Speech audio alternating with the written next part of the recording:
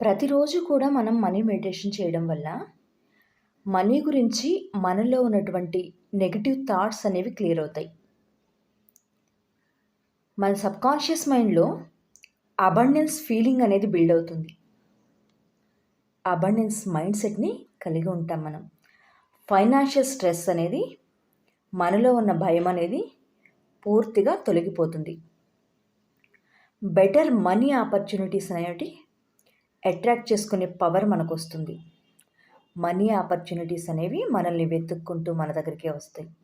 ప్రతిరోజు కూడా money meditation చేయడం వల్ల ఎలాంటి ఆపర్చునిటీస్ అయితే మనకు వస్తాయో వాటిని మనం చక్కగా యూజ్ చేసుకోవడం వల్ల ఎన్నో రకాలుగా ఎన్నో వేస్లో మనం డబ్బుని పొందగలుగుతాం.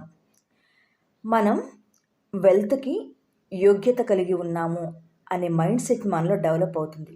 ఎందుకంటే